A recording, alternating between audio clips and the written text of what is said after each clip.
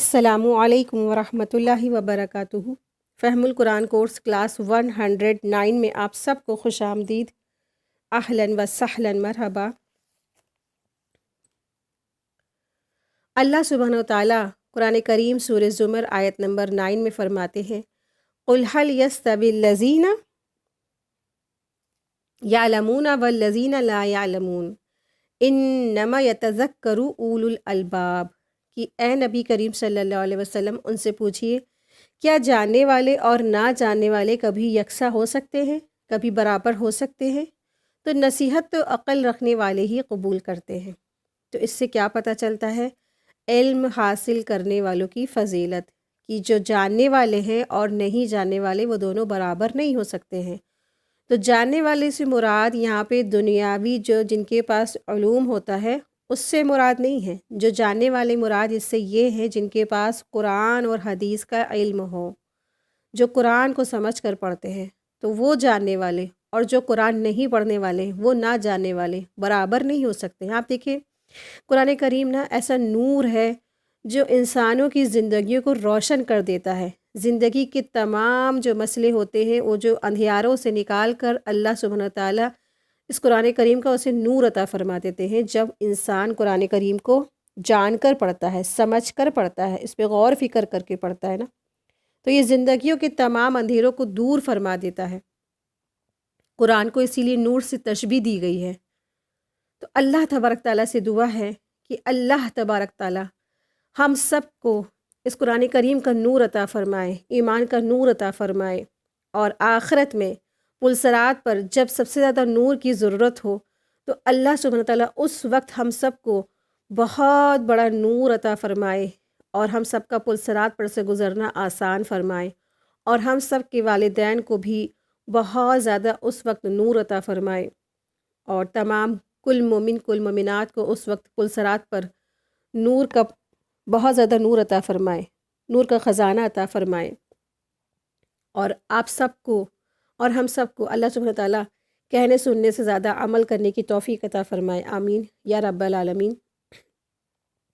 نحمدہ و نصلی علی رسولہ الکریم، اما بعد فاعوذ باللہ من الشیطان الرجیم، بسم اللہ الرحمن الرحیم، رب اشرح لی صدری ویسر لی امری واحلل عقدۃ من لسانی یفقہوا قولی، ربی زدنا علما ربی یسر ولا تعسر وتمم بالخیر وبک نستعین، آمین یا رب العالمین۔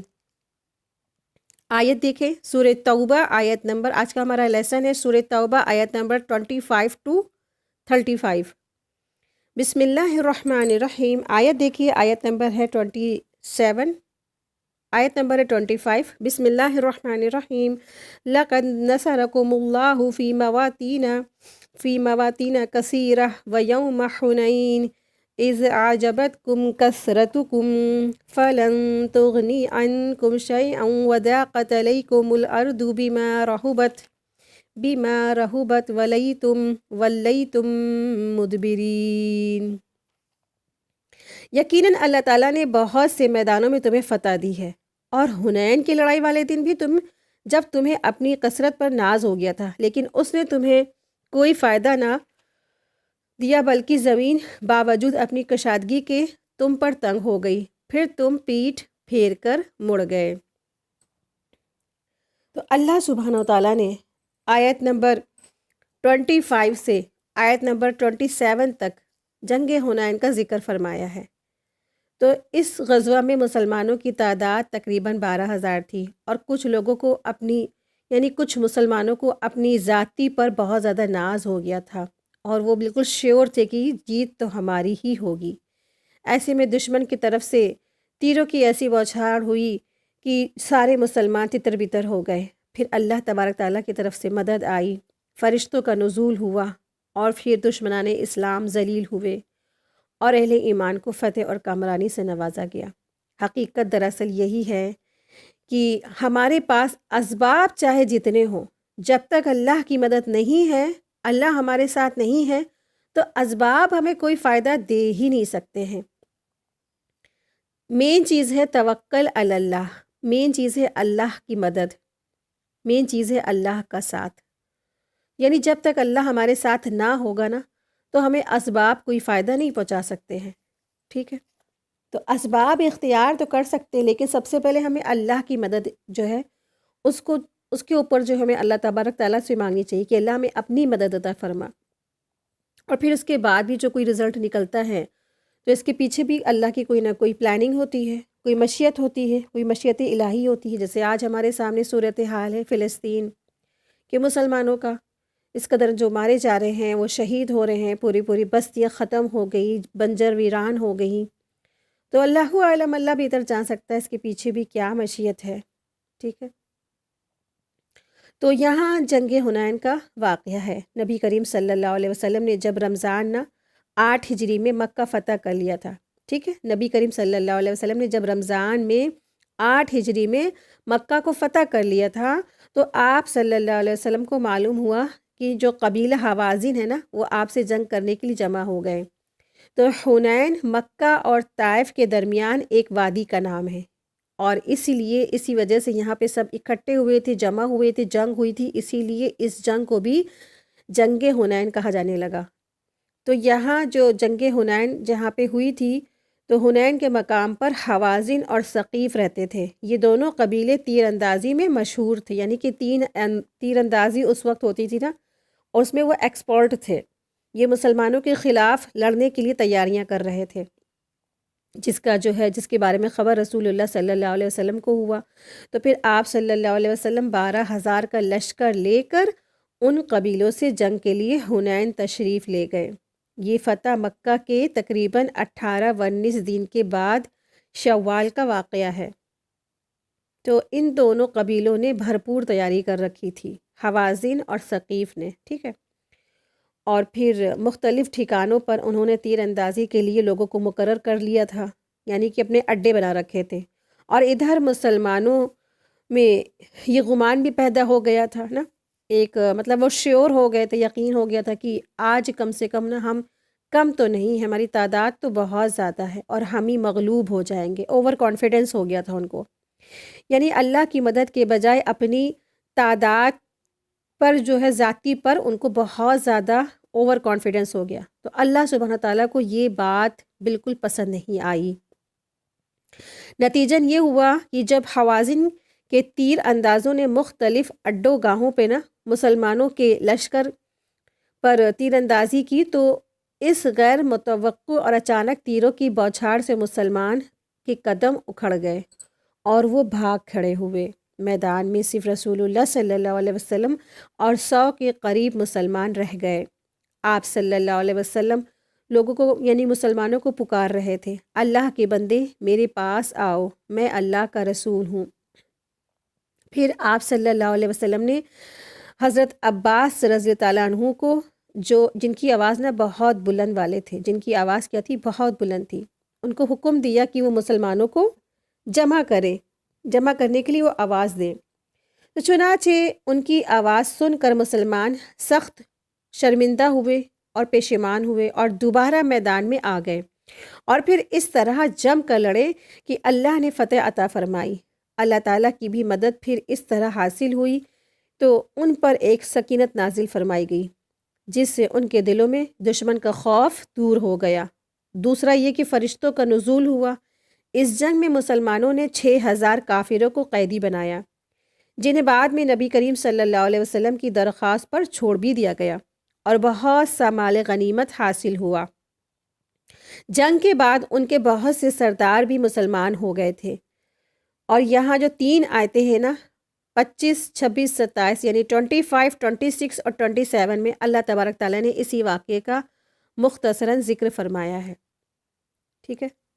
تو اللہ سبحانہ تعالیٰ فرما رہے ہیں کہ لقد نصرکم اللہ فی مواطن کثیرہ، یقیناً اللہ تعالیٰ نے بہت سے میدانوں میں تمہیں مدد فرمائی، تمہیں مدد دی، تمہیں فتح دی، جیسے جنگ بدر میں، جنگ احد میں، جنگ خندق میں، اور پھر حنین کی لڑائی والے دن بھی تمہیں اپنی کثرت پر جب تمہیں ناز ہو گیا تھا نا، تو لیکن اس نے تو تمہیں کوئی فائدہ نہیں دیا، یعنی کثرت زیادتی نے، یعنی لوگوں کے زیادہ ہونے نے تم کو کوئی فائدہ نہیں دیا۔ تم جنگ بدر میں 313 تھے، تمہاری فتح ہوئی، لیکن جنگ ہنان میں تم تقریباً 12,000 تھے، لیکن تمہاری کثرت نے تمہیں کوئی فائدہ نہیں دیا، بلکہ زمین تمہاری کشادگی مطلب بڑی ہونے کے باوجود لیکن تم پر کیا ہو گئی؟ تنگ ہو گئی، اور تم پیٹ پھیر کر بھاگنے لگے۔ یہ وہی اسی کی طرف اشارہ ہے کہ مسلمانوں کو اپنی کثرت پر بہت زیادہ ناز ہو گیا تھا، اوور کانفیڈنس ان کو لے ڈوبا،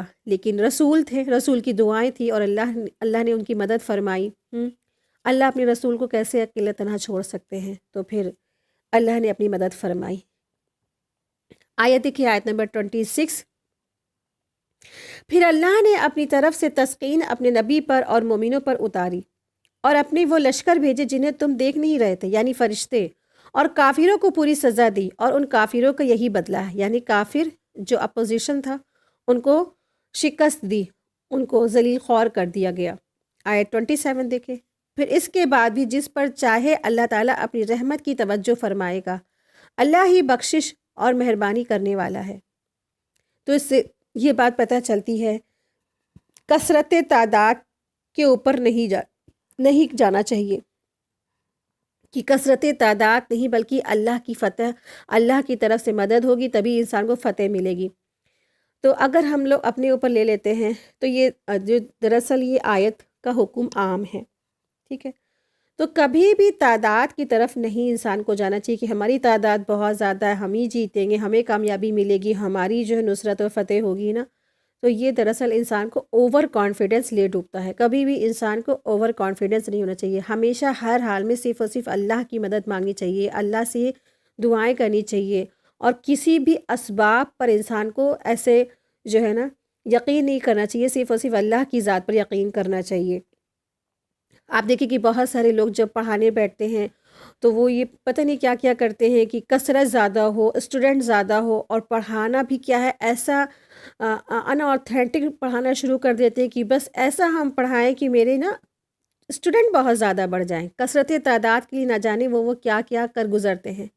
تو یہ بالکل چیز غلط ہے۔ انسان جو ہے نا چاہے تھوڑے سے لوگ آئیں، چاہے ایک دو اسٹوڈنٹ آئے، اور چاہے کوئی آئے بھی نہیں، تب بھی کیا کرے انسان؟ پڑھائے وہی، لوگوں کو تعلیم وہی دے جو صحیح قرآن و سنت سے ثابت ہے، ٹھیک ہے؟ آیت دیکھیں، آیت نمبر ہے 28۔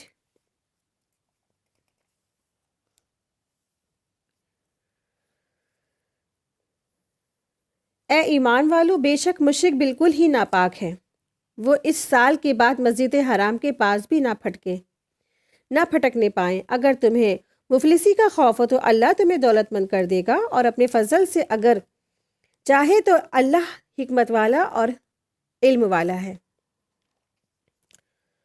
تو یہ آیت دراصل سورہ توبہ کی 39 آیات میں سے ہے، جن کا اعلان 9 ہجری میں علی رضی اللہ عنہ کے ذریعے سے حج کے موقع پر کرایا گیا، اور حضرت ابو بکر اس وقت کیا تھے؟ امین تھے اس کے، جب وہ اعلان ہوا تھا، ٹھیک ہے؟ تو یہ سورہ توبہ کی یہ بھی آیت ہے نا، سورہ توبہ کے شروع کی 39 آیت میں سے ہے، جن کا اعلان 9 ہجری میں حضرت علی رضی اللہ عنہ کے ذریعے حج کے موقع پر کرایا گیا تھا، جس میں حضرت ابو بکر رضی اللہ عنہ امیر تھے۔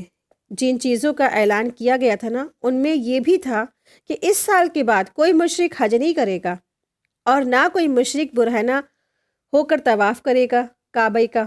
اور اس آیت میں یہ بھی فرمایا گیا کہ نا، یہ بھی آیت اسی میں سے ایک تھی نا 39 آیتوں میں سے، تو مشرکین جو ہے نا وہ نجس ہیں، ناپاک ہیں، سو وہ اس سال کے بعد مسجد حرام کے پاس بھی نہ آئیں، اس کے پاس بھی نہ پھٹکے، بیت اللہ میں نہ آئیں، نہ ہی مکے میں وہ آئیں، ٹھیک ہے؟ اس سے ہی یہیں سے یہ حکم شروع ہوا جو آج تک الحمدللہ مکے کے اندر، حدود حرم کے اندر کوئی بھی مشرک داخل نہیں ہو سکتا، کوئی بھی مشرک شرک کرنے والا انٹر نہیں ہو سکتا، الحمدللہ۔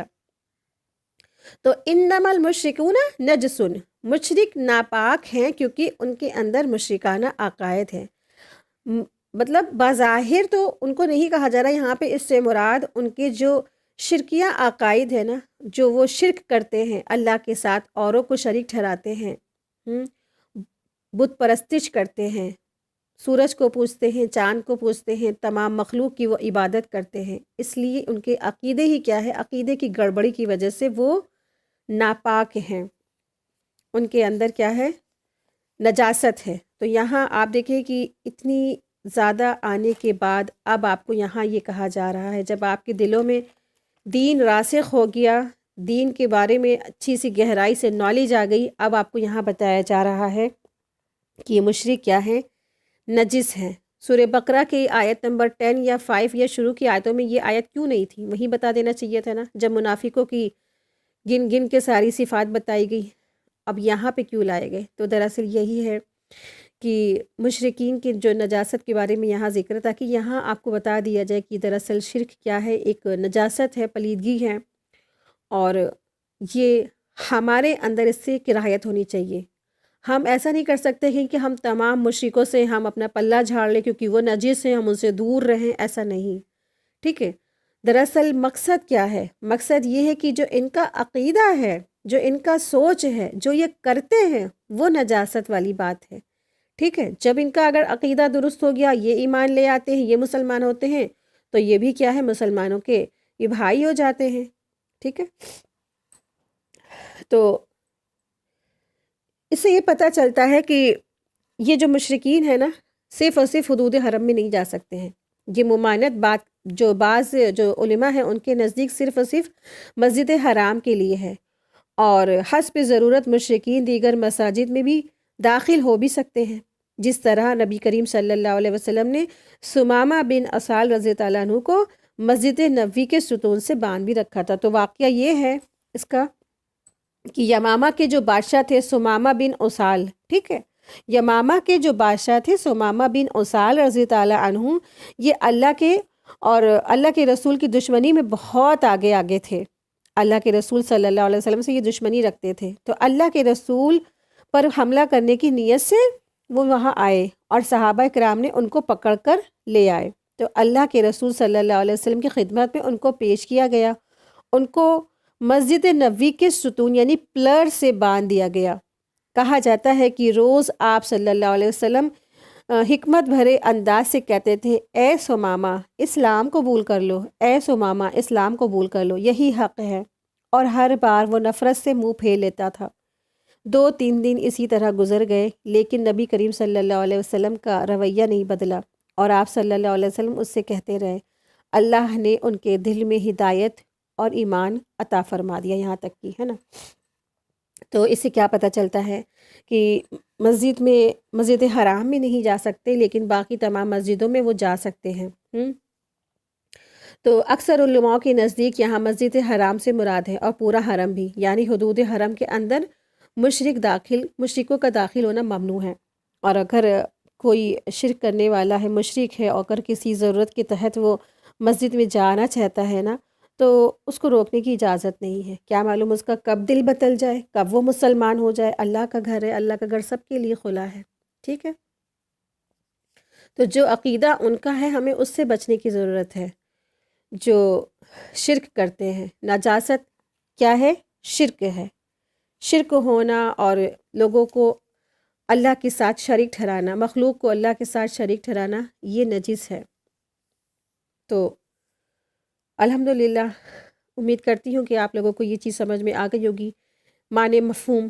تو نجس کا مطلب یہی ہے کہ عقیدے کے حساب سے وہ نجس ہے، ایسا نہیں کر سکتے کہ آپ نے اپنے آڑوس پڑوس یا آجو بازو میں جو غیر مسلم ہیں ان سے ہی آپ نے پلہ جھاڑ لیا، نہیں، ایسا نہیں کرنا ہے، ہمیشہ آپ کو اچھے سے پیش آنا ہے، اچھے اخلاق دکھانے ہیں۔ آپ صلی اللہ علیہ وسلم کا کردار اسی لیے آپ کے سامنے رکھا، آپ دیکھیں کہ غیر مسلم تھا، ان کو مارنے، جان سے مارنے آیا تھا، لیکن آپ صلی اللہ علیہ وسلم نے قیمتی چیز ان کے سامنے پیش کر دی، دنیا اور آخرت کی سب سے قیمتی چیز ہے کیا؟ ایمان، دین، ان کو پیش کر دیا، اور پھر وہ یہاں تک کہ مسلمان ہو گئے۔ سمامہ بن اسال کا واقعہ، تو ان کے لیے خیر خواہی رہیں، جو وہ برائی کرتے ہیں نا، جو شرک کرتے ہیں اس سے بچے، بس خود کو بچائیں، اور ان کے لیے جو ہے نا اچھا رویہ رکھے، تاکہ اللہ تبارک تعالیٰ ان کو بھی ایمان کی دولت نصیب فرمائے۔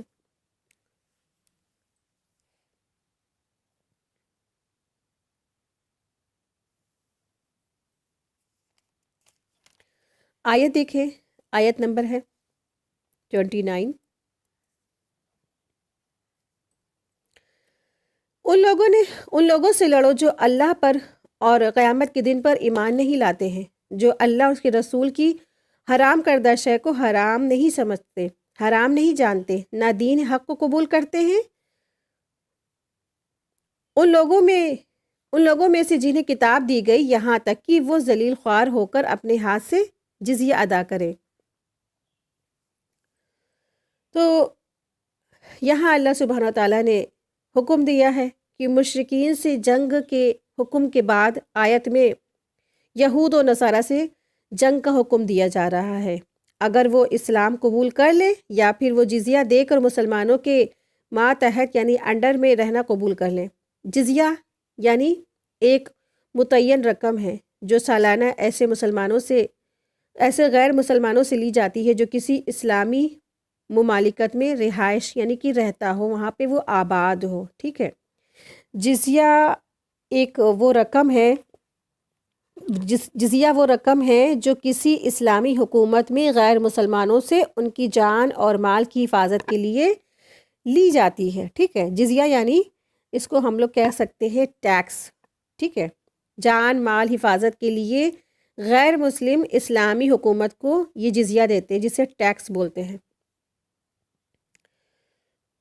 تو مسلمانوں سے جو غیر مسلم ہیں ان سے لی جاتی ہے، اس کے بدلے میں نا ان کے جان مال اور عزت آبرو کی حفاظت کی ذمہ داری اسلامی حکومت کی ہو جاتی ہے۔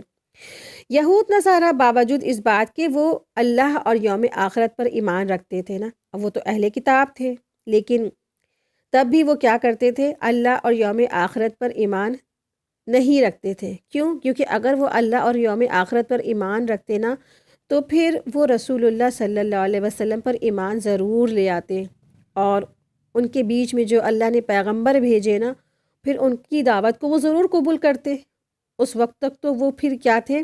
اسی طرح سے وہ انکار کرتے رہے، اور انہوں نے ان کو جھٹلایا اور ان کو ستایا، ان کو کئی بار جان سے مارنے کی بھی کوششیں کر ڈالی۔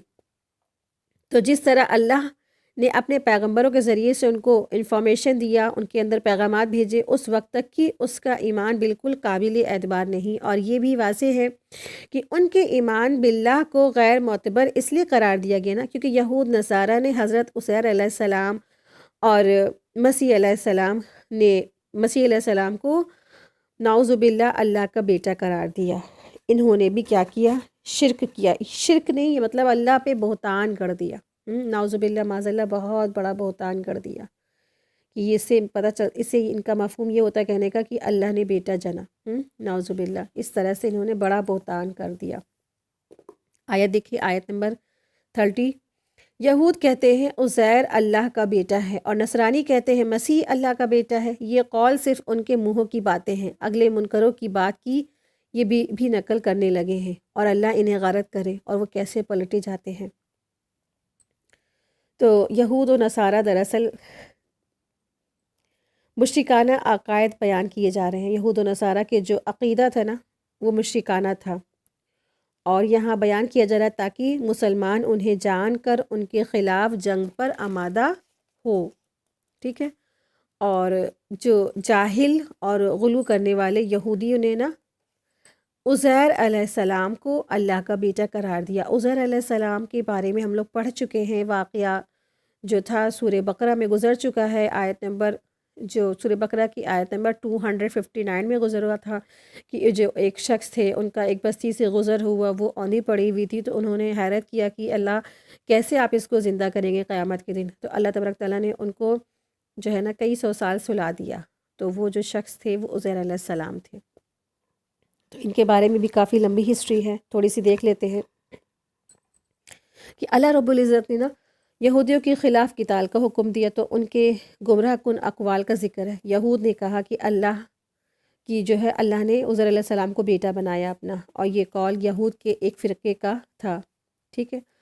تو سورہ بقرہ میں جیسے عزیر علیہ السلام کے بارے میں ہم نے پڑھا آیت نمبر 259 میں کہ جو تقریباً جو 750 قبل مسیح کے لگ بھگ تھا کہ سیدنا سلیمان علیہ السلام کی حکومت کے بعد پھر یہودیوں پر اللہ کی نافرمانی کی وجہ سے زوال آیا، اور بخت نصر اور بابلی نے فلسطین پر پے در پے حملے کر کے اس کو تباہ کر دیا۔ تورات اور تمام مذہبی کتابوں کو جلا دیا، اسرائیل کی کثیر تعداد کو قید کر لیا اور اپنے ساتھ بابل تو لے گیا، اور انہیں قیدیوں میں عزیر علیہ السلام بھی تھے جو ابھی بہت چھوٹے سے تھے۔ 7 سال کے بعد اس نے ان قیدیوں کو رہا کیا۔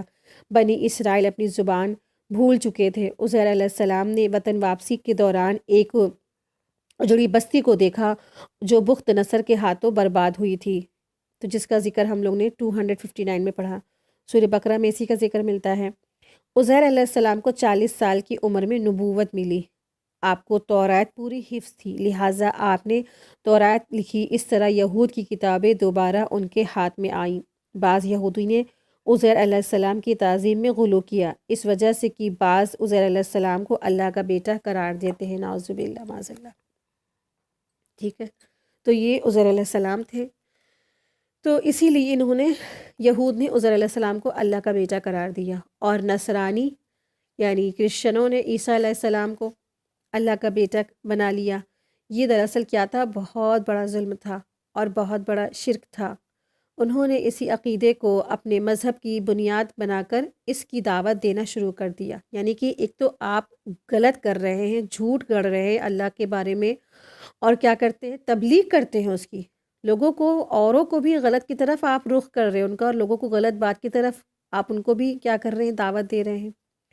خود بھی کیا عمل برا، اور دوسرے اوروں کو دعوت دے کے دوسروں کو بھی اس میں مبتلا کر دیا، تو یہ اللہ کی بغاوت ہے، اور اس وجہ سے اللہ تعالیٰ کو ان پر سخت غصہ ہے۔ مشرک اہل کتاب بھی اس قسم کے شرکیاں اور ناپاک عقائد رکھتے ہیں۔ تو کوئی کہتا ہے فرشتہ اللہ کا بیٹیاں ہیں، فرشتہ اللہ کی، جو فرشتے ہیں وہ اللہ کی بیٹیاں ہیں۔ کسی نے اللہ کے برگزیدہ بندوں کو اللہ کی بیٹے قرار دیا ہے۔ یہ کتنی بڑی ظلم کی بات ہے نا۔ حالانکہ اہل کتاب کے پاس تو اللہ تعالیٰ نے شریعت بھیجی ہے، کتابیں بھیجی، انبیاء کرام بھیجے، بہت سمجھایا، مگر یہ بدبخت کسی کی بھی بات انہوں نے نہیں سنی، اور صراط مستقیم کو چھوڑ کر کے یہ ایسے غلوب میں لگ گئے۔ اس لیے اللہ تبارک تعالیٰ ان سے غضبناک ہے، ان کے اوپر جو ہے نا اللہ تبارک تعالیٰ بہت غصے میں ہے، یہ غصے کے حقدار ٹھہرے، اور اسی لیے اللہ تعالیٰ نے اپنے مسلمان بندوں کو ان سے لڑنے کے لیے تیاری کرنے کو کہا ہے۔ آج ہمارے سامنے ہے سارا کا سارا نقشہ، اگر آپ دیکھیں تو سب کچھ سامنے واضح ہوتی ہے۔ اگر آپ ان سب چیزوں کو دیکھ کے حالت حاضرہ کا مطالعہ کریں کہ فلسطین ایک طرف مسلمان ہیں، دوسری طرف جو اسرائیل ہے، اور اسرائیل کا ساتھ کون دے رہا ہے؟ امریکہ، وہ کرسچن ہیں۔ یہود نصارہ مل کے مسلمانوں سے لڑ رہے ہیں۔ کیوں لڑ رہے ہیں؟ کیا دشمنی ہے؟ کیا وجہ ہے؟ تو کبھی ہم نے ہسٹری جاننے کی کوشش کی نہیں نا۔ تو یہی وجہ ہے کہ یہ سب اسلام کے دشمن ہیں، مسلمانوں کے دشمن ہیں۔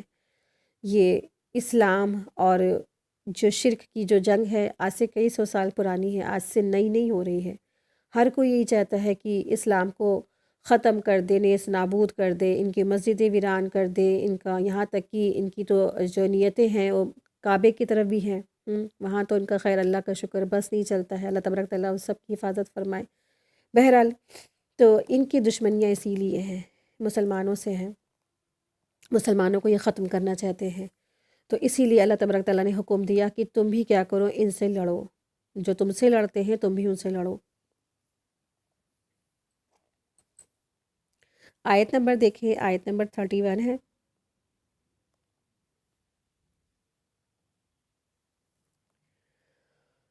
ان لوگوں نے اللہ کو چھوڑ کر اپنے عالموں اور درویشوں کو رب بنایا ہے، اور مریم کے بیٹے مسیح کو، حالانکہ انہیں صرف ایک اکیلے اللہ ہی کی عبادت کا حکم دیا گیا تھا، جس کے سوا کوئی معبود نہیں ہے، وہ پاک ہیں ان کے شریک مقرر کرنے سے۔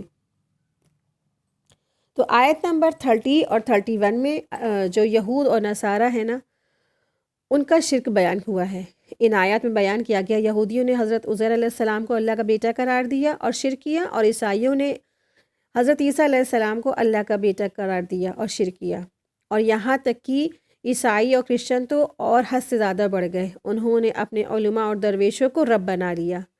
وہ جس شے کو حلال کرتے اسے وہ حلال سمجھتے، وہ جس کو حرام کر دیتے اسے وہ حرام سمجھتے۔ معاذ اللہ، جیسے انہوں نے اپنے احبار اور رہبا کو اللہ کا درجہ دے دیا۔ تو یہ مطلب کہ حرام اور حلال کا تو کس کے ذمے ہے اختیار؟ صرف اور صرف اللہ کا اختیار ہے، حلال اور حرام کا جو اختیار ہے صرف اور صرف اللہ کا ہے، نہ کہ ان کے علماء اور درویشوں کا۔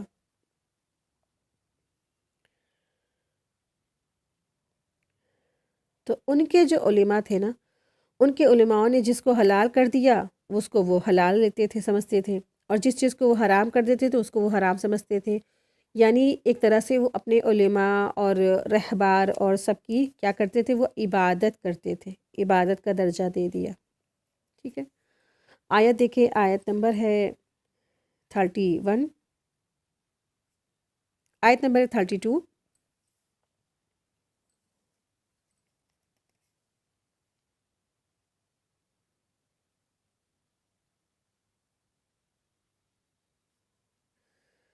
وہ چاہتے ہیں کہ اللہ کے نور کو اپنے منہوں سے بجھا دے، یریدون ان یطفئوا نور اللہ بافواہہم ویابی اللہ الا ان یتم نورہ ولو کرہ الکافرون۔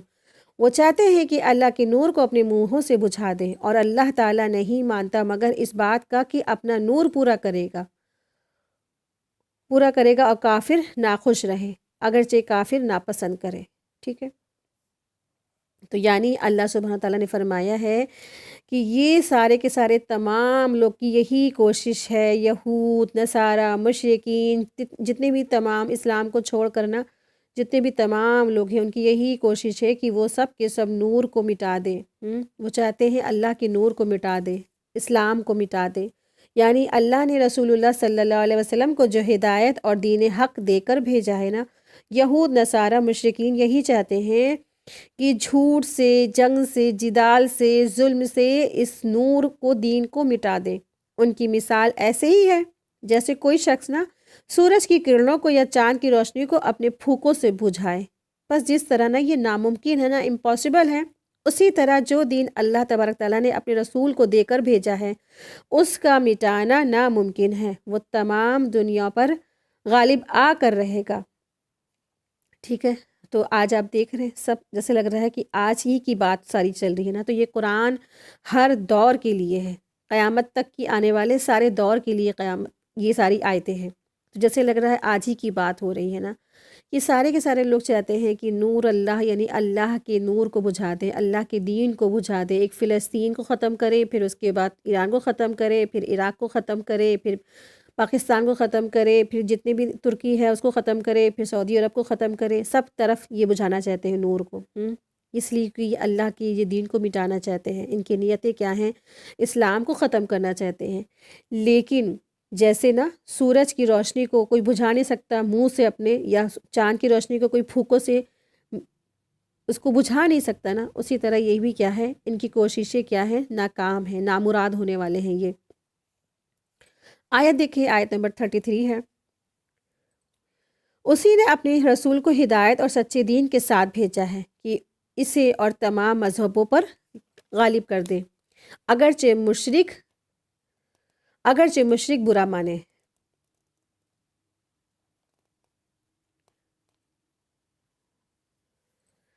آیت دیکھیں، آیت نمبر 34، اے ایمان والو، اکثر علماء اور عابد لوگوں کا مال ناحق کھا جاتے ہیں۔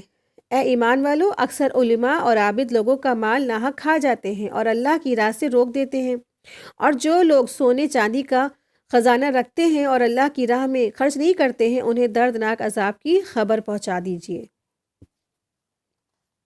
تو یہاں پہ اللہ سبحانہ تعالیٰ فرما رہے ہیں، یا ایھا الذین آمنوا ان کثیرا، اے ایمان والو، اکثر جو علماء ہیں اور عابد ہیں نا، وہ لوگوں کے مال ناحق طریقے سے کھا جاتے ہیں۔ تو احبار اور رہبان، یہاں پہ جو الفاظ آئے ہیں تو احبار حبر کی جمع ہے۔ یہ ایسے شخص کو کہا جاتا ہے جو بات کو خوبصورت طریقے سے پیش کرنے کا سلیقہ رکھتا ہو۔ ٹھیک ہے، احبار ایسے شخص کو کہتے ہیں جو بات کو خوبصورت طریقے سے پیش کرنے کا سلیقہ رکھتا ہو، اور راہبان راہب کی جمع ہے، اس سے مراد علماء نصارہ ہیں۔ ٹھیک ہے، تو یہ دونوں ایک تو کلام اللہ میں تعریف کر دیتے تھے اور اس کو بدل دیتے تھے، اور ان کو لوگوں کے ان کے خواہشات کے مطابق مسئلے بتاتے تھے، تو وہ لوگوں کو اللہ کے راستے سے روکتے تھے، یعنی کہ لوگوں کو منمانے حساب سے ان کے فتوے بتا دیے، ان کے مرضی کی باتیں بتا دی اور پھر اللہ کے راستے سے روک دیتے تھے، اور اس طرح وہ لوگوں سے مال کو اینٹھ لیتے تھے، ٹھگ لیتے تھے، جو ان کے لیے بالکل باطل تھا، حرام تھا۔ لیکن افسوس ہے کہ آج بہت سے مسلمانوں کے بھی علماؤں کا یہی حال ہے، ٹھیک ہے، کہ وہ لوگوں سے ان کے من مانے فتوے بتا کے، من مانے مسئلوں کا حل بتا کے ان سے بہت سے پیسے ایٹھ لیتے ہیں، مال ایٹھ لیتے ہیں، حالانکہ وہ اللہ کے احکامات میں سے کوئی احکامات نہیں ہوتا ہے، ان کے خواہشات کے مسئلوں کا حل ہوتا ہے، جو ان کی خواہش ہوتی ہے ان کو اسی کے مطابق ان کو وہ اس کا حل دے دیتے ہیں۔ تو اس کے لیے ضروری ہے کہ ہمیں قرآن اور سنت کا مطالعہ کرنا چاہیے، اور اہم چیز تو ہے کہ آپ قرآن کو ترجمے سے پڑھیں، کیونکہ یہ اللہ کی کتاب ہے، اللہ کے احکامات کو آپ جان سکتے ہیں اسی لیے اسی سے کہ جب آپ اس کو قرآن کو سمجھ کے پڑھیں گے۔ جب تک آپ نے قرآن کو سمجھ نہیں پڑھا تو پھر آپ کو دنیا میں جتنے بھی اس طریقے کے احبار اور رہبان ہیں نا، اسی طریقے سے ٹھگ لیں گے آپ کو۔ آیت دیکھیے، آیت نمبر 35 ہے۔ جس دن اس خزانے کو آتش دوزخ میں تپایا جائے گا، پھر اس سے ان کی پیشانیاں اور پہلو اور پٹھے داغے جائیں گے، اور ان سے کہا جائے گا کہ یہ جسے تم نے نا اپنے لیے خزانہ بنا کر رکھا تھا، پس اپنے خزانوں کا مزہ چکھو۔ تو یہاں اللہ سبحانہ تعالیٰ نے فرمایا ہے کہ یہ اس دن جو ہے نا، اس دن خزانے کی آتشوں کو دوزخ میں تپایا جائے گا۔ تو یہاں پر یہ دراصل جو حکم ہے وہ دراصل زکوٰۃ سے پہلے کا ہے، جو آیت نمبر 34 میں ہے نا، کہ اور جو لوگ سونے چاندی کا خزانہ رکھتے ہیں اور اللہ کی راہ میں خرچ نہیں کرتے ہیں، یہ حکم آ رہا ہے، اس سے مراد یہاں پہ یہ زکوٰۃ کے حکم سے پہلے کا حکم ہے۔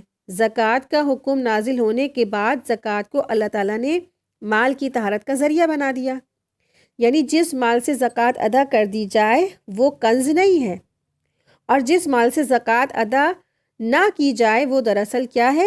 کنز ہوگا، ٹھیک ہے۔ جس مال سے اگر زکوٰۃ دے دی جائے تو وہ کنز نہیں ہے، لیکن جس مال کو جمع کر کے رکھا جائے گا تو وہ کیا ہے؟ کنز ہوگا۔ تو کنز ایسا مال جس کی زکوٰۃ نہ دی جائے۔ اور حدیث میں بھی اس کی بتایا جاتا ہے، حدیث میں بھی اس کے بارے میں آتا ہے، اور یہ آیت بھی بتا رہی ہے ہم کو نا، آیت نمبر 35 میں بالکل واضح ہے کہ جو شخص اپنے مال کی جو زکوٰۃ ہے نا ادا نہیں کرتا تو قیامت والے دن اس کی مال کو آگ کی تختیاں بنا دیا جائے گا، یعنی کہ سلیٹیں، تختیاں بنا دی جائیں گی، جس سے اس کے دونوں پہلوؤں کو، پیشانیوں کو اور کمر کو داغا جائے گا۔ یہ دن وہ دن کیا ہوگا؟ جو قیامت کے دن ہوگا، 50,000 سال کا ہوگا، اور لوگوں کے فیصلے ہو جانے تک اس کا یہی حال ہوتا رہے گا۔ اس کے بعد جنت یا جہنم میں اسے لے جایا جائے گا۔ اگر عمل اچھے ہیں تو ہو سکتا ہے جنت میں چلا جائے، ورنہ تو اس کا ٹھکانہ جہنم ہو جائے گا۔ اگر اس نے عقیدہ توحید پہ زندگی گزاری ہے تو جنت، ورنہ پھر وہ جہنم میں جائے گا۔ اللہ سبحانہ تعالیٰ ہم سب کی اس طرح کے ظلم سے اور اس طرح کے عذاب سے اللہ ہم سب کی حفاظت فرمائے۔ یہ بخاری کی حدیث نمبر 1403 تھی، ٹھیک ہے۔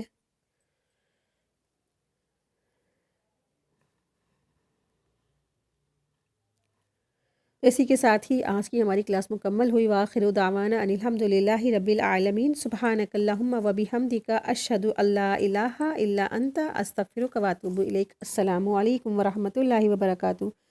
جزاکم اللہ خیرا کثیرا۔